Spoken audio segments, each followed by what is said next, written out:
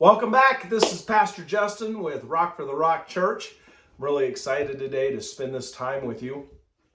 Normally I would do a worship song before and then one after, but I'm still fighting a cold and still fighting some stuff going on. So apologize for last week.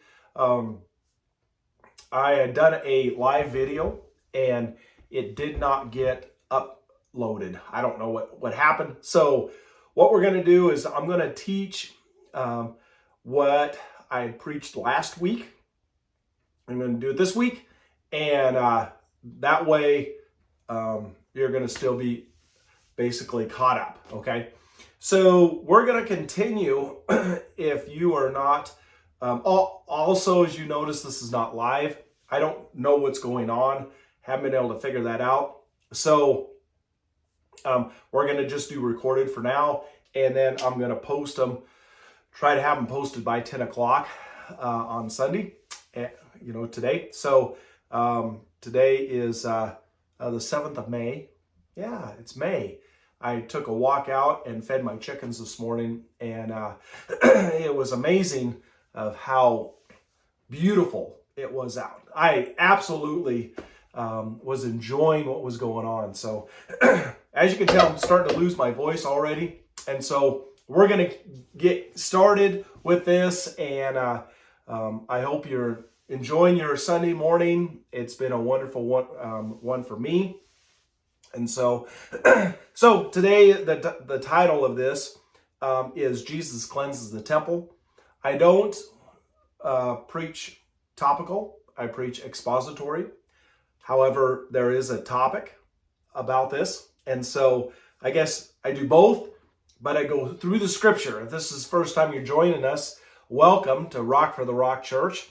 And our coffee of this church is Headbangers Brew from Pastor Bob Beeman, and from We Are Metal, We Are Family.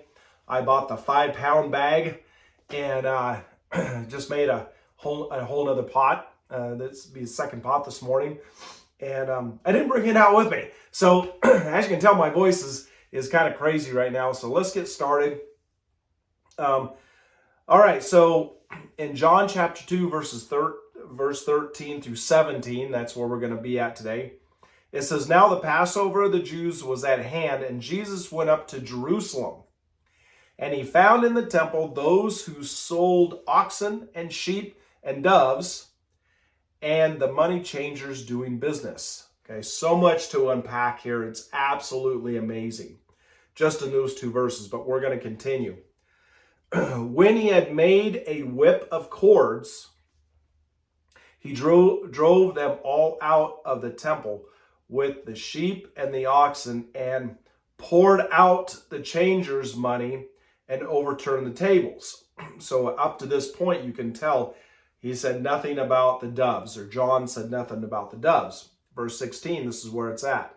"And he said to those who sold doves, 'Take these things away. Do not make my Father's house a house of merchandise.' Then his disciples remembered what it was written, 'Zeal for your house has eaten me up.'" Now, if you're reading in any other version than the New King James, that's why it's reading a little different. Also, the New King James capitalizes the pronouns, okay? And I'm not big into pronouns, he, them, their, whatever. If I have to give my pronouns, it's He-Man, Superman, and Iron Man, okay? Just a little joke there. But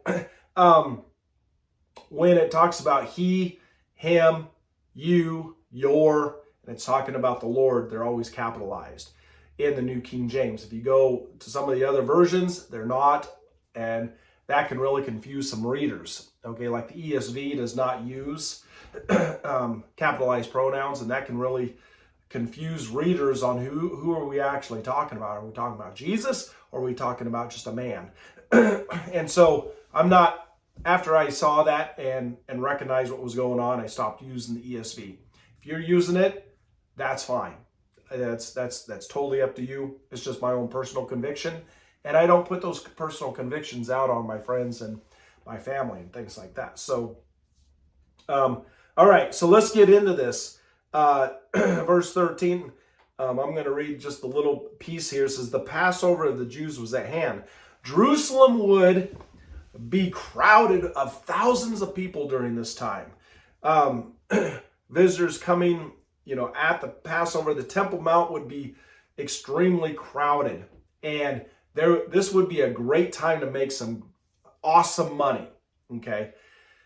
The problem is they were inside of the temple. Now, there wasn't an issue if you were poor or you were not everybody were ranchers, okay?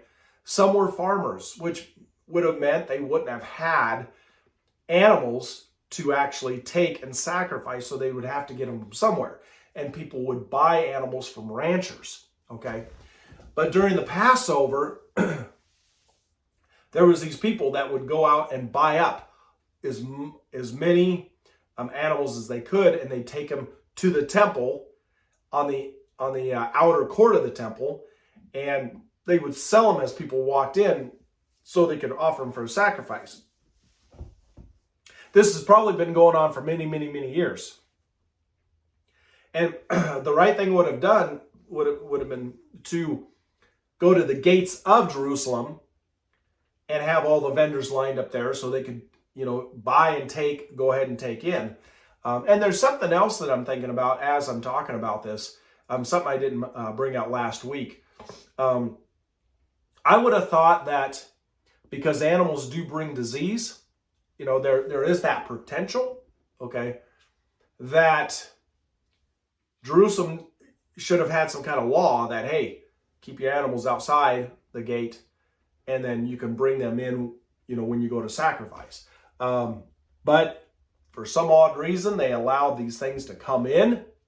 And, depending on where the temple was at that time, this could have been a small little trip through Jerusalem, and droppings could have been everywhere. I don't know. I'm just thinking of the health factor in this. But what's going on here is they were doing, in verse 14, Jesus saw people doing business in the outer courts of the temple with the oxen, sheep, and doves. Now, if you're not familiar, and I may be jumping ahead here a little bit, but if you're not familiar why there was 3 different types of offerings, was if you are familiar with, if you've taken our studies in the Hebrew law, then you would have known that the doves were sold to people that were poor, like lower class.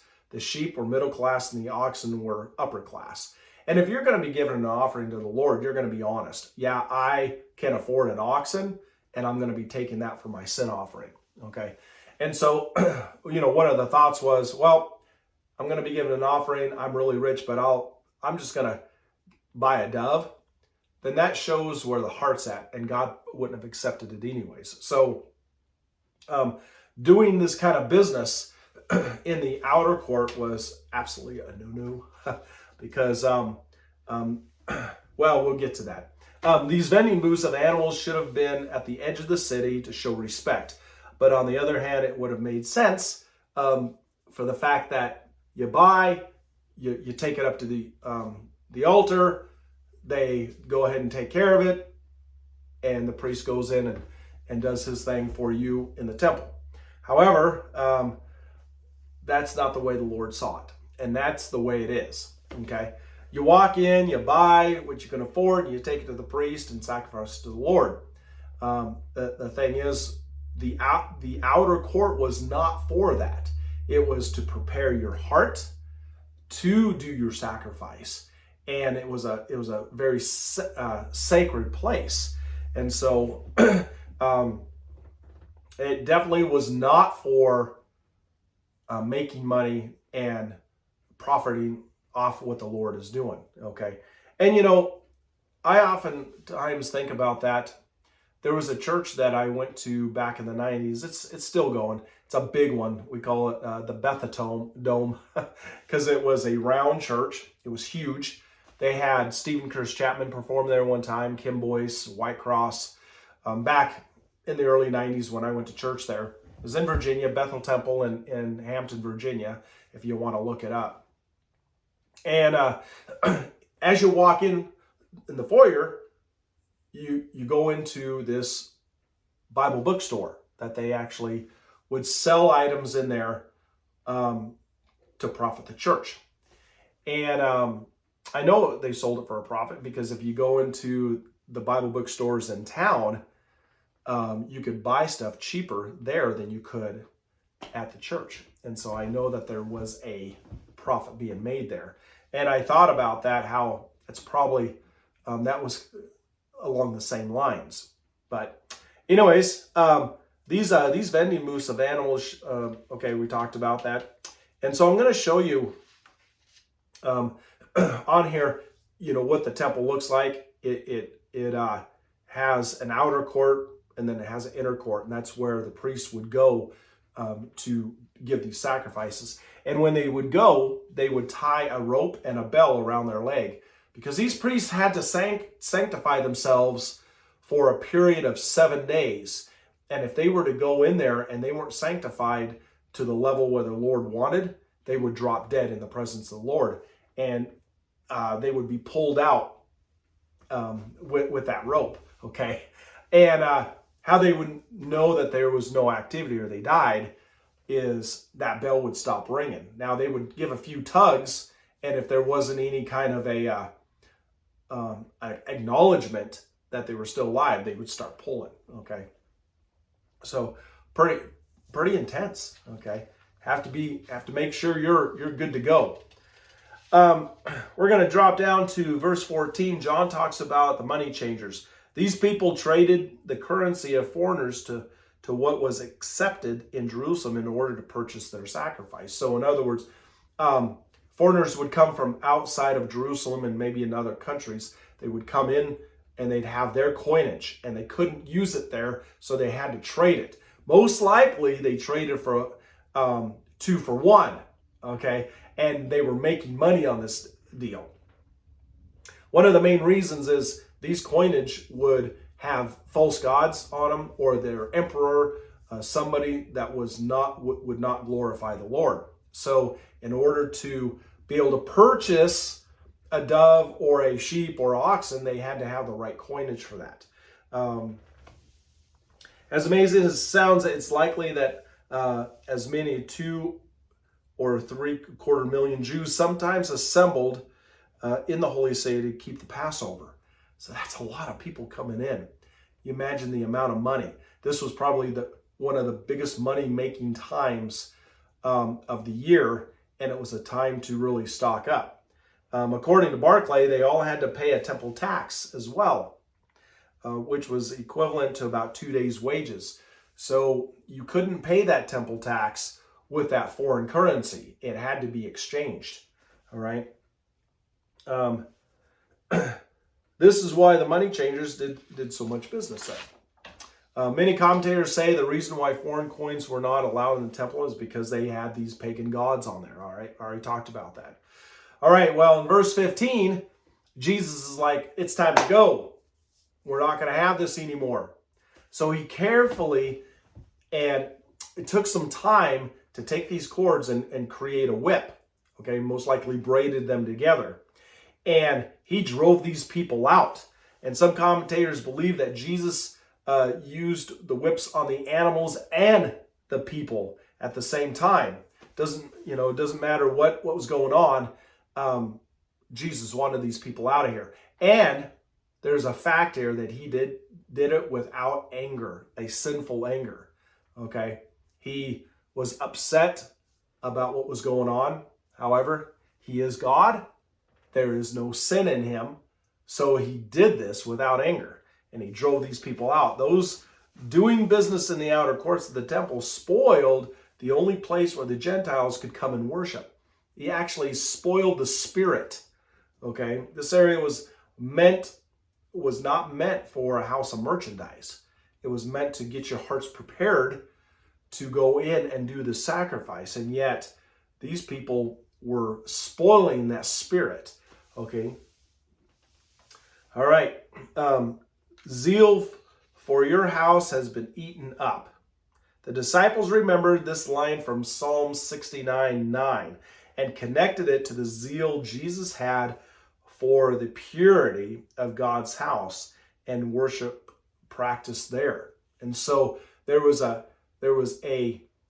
zeal that came through the Lord to get them out so that he could bring in the worshipers and get the Gentiles in there to do what they were supposed to be there to do. He was on their behalf. John began a miracle with a conversion, And this is to end today. And I know this is not very long, and I apologize for that. But it'll be longer as my voice gets better here. He started out, he began the miracle with a conversion, changing water into wine. And this is the first part of the chapter, okay, in John chapter 2.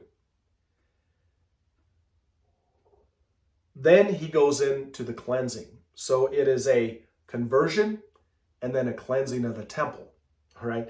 This is always how Jesus works. His people first there's a convert and then there's a cleansing.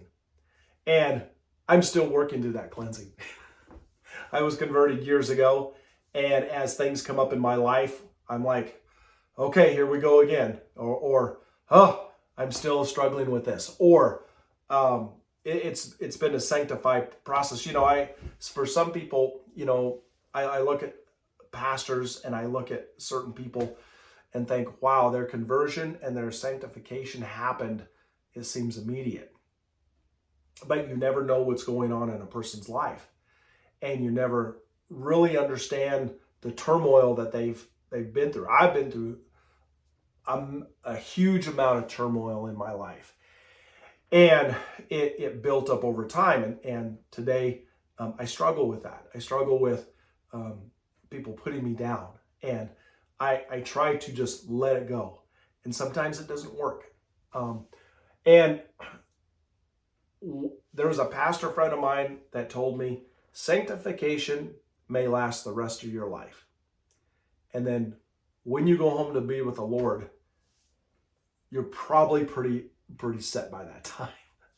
And I was like, I'd like to have that sanctification, so that everywhere I go, people are blessed, but they're not always blessed. And I know that about me.